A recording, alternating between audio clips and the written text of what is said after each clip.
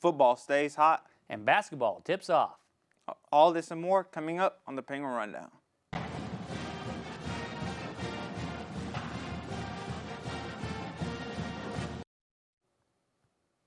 Welcome into the Penguin Rundown. I'm Major Pearson alongside Noah Ricks. And Noah, even though there weren't a lot of sports this week, the ones that did really stood out. Football picked up a victory. Individuals in swimming and dive also stood out. And the basketball team also starting their season, and you always want to enjoy the excitement of basketball, especially inside the confines of the Beagley Center. But as for the men's basketball team, they started their season Monday night, traveling to Louisiana to take on the Ragin' Cajuns. Head coach Jared Calhoun enters his 7th season as YSU head coach as he's looking for a win. The Penguins started the game strong, leading 20-10 by the 8-minute mark of the first half, but they were unable to score consistently, and Louisiana ran away with the game and won with a final score of 72-62. Returning senior Brandon Russ led the Penguins in the points column with 14. Newcomer 5th-year senior DJ Burns had an impressive Penguin debut, recording a double-double with 13 points and 11 rebounds. The Penguins had a higher field goal percentage and out-rebounded the Cajuns, but three-point shooting and converting at the foul line gave Louisiana the edge in the game. The Penguins will be on the road again this Friday against the Michigan Wolverines. Tip-off is set for 6 p.m. The game will be aired on the Big Ten Network and can be listened to on 570 WKBN. Tune into the Jam Bar YouTube channel at 5:30 for an exclusive pregame show. With the basketball season coming into full swing, we sent Caleb Ellison out on the street to capture the excitement. Thanks, guys. Caleb Ellison here on the campus of Youngstown State University. We just saw how the men's basketball team season started from Monday night. The women's team will tip off their season tonight at home, and we're going to see if YSU students are in mid-season form by quizzing them on some Penguins basketball trivia. All right, so we're going to get started with some YSU basketball trivia to celebrate the upcoming season. So your first question here, in the men's basketball Division I era, which is from 1981 to present, who is the all-time leading scorer? Is it Quinn Humphrey, Kendrick Perry, Garrett Covington, or Michael Akuche? I'm going to go with Garrett Covington. I'm going to go with the first one. You're going to go with Quinn Humphrey? Yeah. That is incorrect. The correct answer is Kendrick Perry. Okay. He played here from 2010 to 2014, scored 1,991 points. Wow. I know, pretty crazy. So true or false here, there has never been an NBA player from YSU. False. I'm going to go false. I feel like there's at least one. False. That is correct. Leo Mogus played at YSU from 1939 to 1943 and in the NBA from 46 to 51. Wow, that's a long time. I know. World War II kind of got in the way, though. All right, third question here, jumping over to the women's basketball team. Okay. The 2021-22 season was the last time they won the regular season conference championship. Who was the leading scorer of that team? Was it Lily Ritz, Malia Magestro, Maddie Allball, or Paige Shy? The third one. You're going with Maddie Allball here? I guess so. I don't really know. Paige Shy. Leah Ritz? Or is it Lily? Lily Ritz. Lily Ritz. Is that your answer? Ritz. I'll go with that. That is correct. She scored 455 points that season, averaging 16.9 points per game. Sticking with women's basketball, who was the latest person on the women's basketball team to join the 1,000-point club? Is it Chelsea Olsen, Lily Ritz, Mary Dunn, or Megan Callahan? I'll go with the last one, Mary Callahan. I'm going to go with Lily Ritz. I'm going to go with the third one again. Third one, you're going with Mary Dunn here? Maybe I'll change. Maybe I'll go with Lily Ritz. It's like some comeback thing that she made, and that's really good. Yeah, well, unfortunately, she did not play at YSU long enough to score 1,000 career points as a Penguin. The correct answer is Chelsea Olsen, who played here from 2017 to 2022. Ah, cool. All right, last question here to wrap it up. The men's basketball team will play their first home game on November 13th at Beagley Center. Who was their opponent?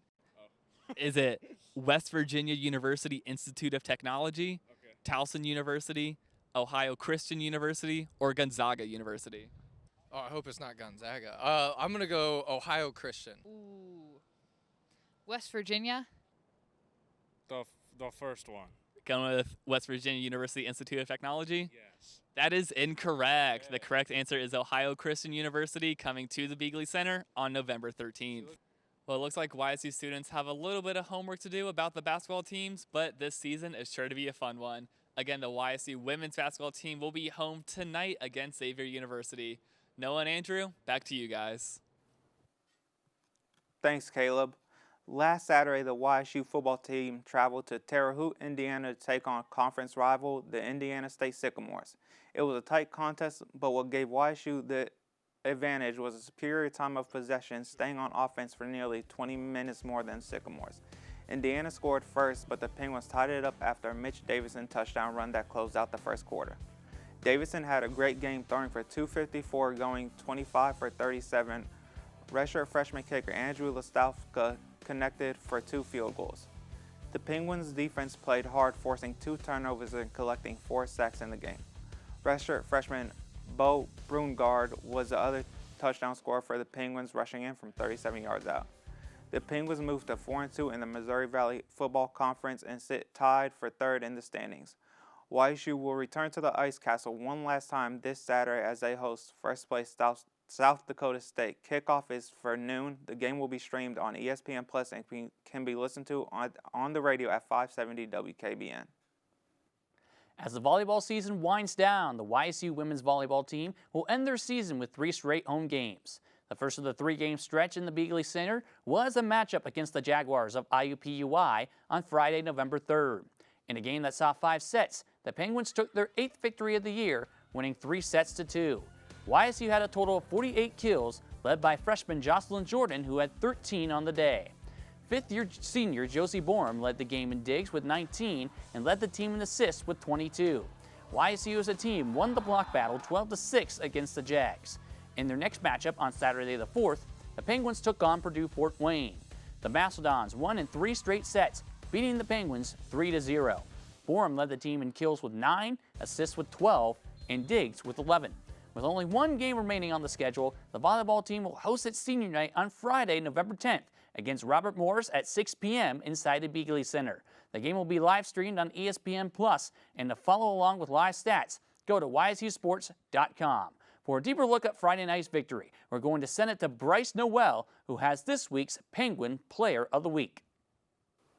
Thanks, guys. This week's Penguin Player of the Week goes to none other than freshman volleyball player Jocelyn Jordan, who had a dominant game this past Friday against IUPUI. Jordan had a career-high 13 points in the game, with 5.5 points coming in just the 5th set alone, with 2 of her 3 pivotal blocks. Once again, we'd like to wish a congratulations to Jocelyn Jordan on being named this week's Penguin Player of the Week, and good luck on the rest of your season. Andrew, Noah, back to you guys. The Youngstown State men's and women's swimming and diving teams were defeated against Cleveland State at the Busby Auditorium this past Saturday.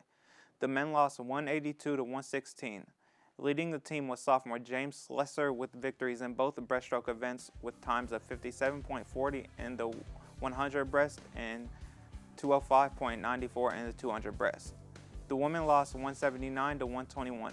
Leading the team was sophomore Miriam Fraz with 3 individual event victories. In the 1003 free with a time of 1038.68, 156.22 in the 200 free, and 511.68 in the 500 free. Sophomore Dasha Toth and freshman Hannah Held each earned victories in the diving events. The Youngstown State men's and women's swimming and diving team will be back in action November 16th through the 18th at the West Virginia Invitational. Now we're going to send it over to John Ostapowitz and Dylan Lux for a recap of the soccer season. Dylan and John. Hello, everyone, and welcome into the Roundtable. I'm John Ostapowitz alongside my colleague Dylan Lux as we talk about the early conclusion to the YSU women's soccer team as they lost to Robert Morris in a sad fashion and did not make the Horizon League tournament. And John, we talked about it all throughout the season. Such a great start to the year, a 4-2-1 non-conference record, the best start we have ever seen here at YSU for the soccer team. 3 straight wins to start the year. St. Francis on the road, Akron at home, and then Duquesne in a thriller where Chloe Weiland put the ball in the back of the net with just under 30 seconds left in the game. A great start to the year, 4-2-1. Those losses coming against Canisius and Valparaiso. And John, we talked about it before we came on camera here today. Valparaiso now in the field of 64 for the women's soccer tournament for the NCAA. Yeah, and for YSU, the opponents that they have faced, their strength of schedule is as tough as it gets in the Horizon League.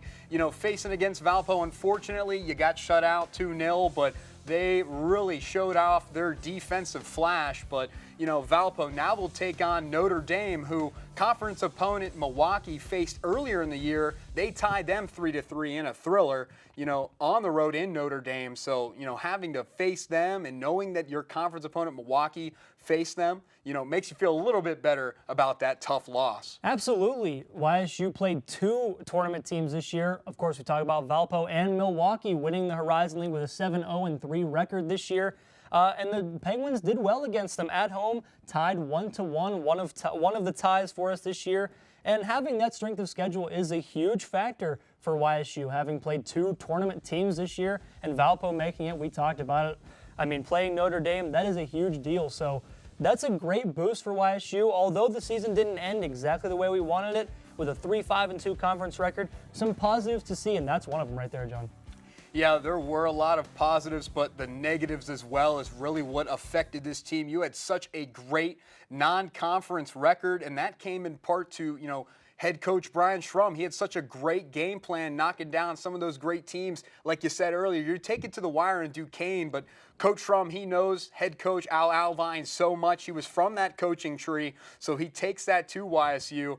Now he's going to enter his 7th season here at YSU. So when you look at the offseason, you lose 7 potential seniors, but you do have some 5th-year options on the table. That's going to be Justine Apollonia, who's going to come back, and as well as Jordan Evans, who will take her 7th year, which here at YSU, that is unheard of. But, you know, having that option is huge. And Jordan Evans, a huge part as she was named to the Horizon League 2nd team this year. But when you look at the freshmen, you know, Emma Berdner as well, she was named to the all-freshman team this year. So our freshmen have made a huge impact. And heading into next season, we're going to rely so heavily on those freshmen as well as sophomores making that impact moving forward. And you talk about those sophomores. Chloe Weiland, an excellent impact for this team. 4 goals, 11 points, both led the Penguins this year. She was also one of 3 Penguins with 3 assists on the year, along with her sophomore teammate, forward Taylor Berry, who also had 3 assists on the season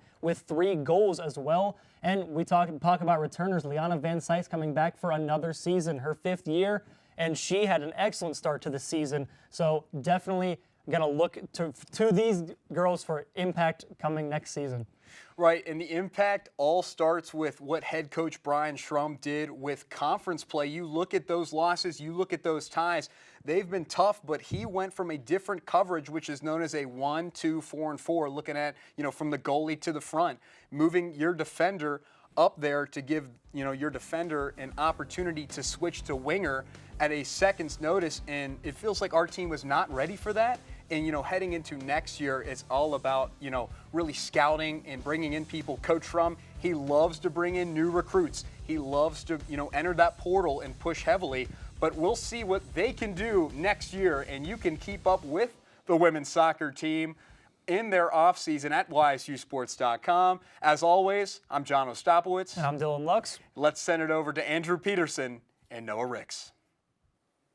Thanks, John and Dylan, and that's just about all the time we have here at the Penguin Rundown. But you can always follow us on X and Instagram at Penguin Rundown 1. And as always, you can go to YSUsports.com for stats and more. But in the meantime, I'm Noah Ricks. I'm Andrew Peterson. And as always, have a great week, Penguin Nation. Go Gwins. Love to see it. Love to see it. Ooh.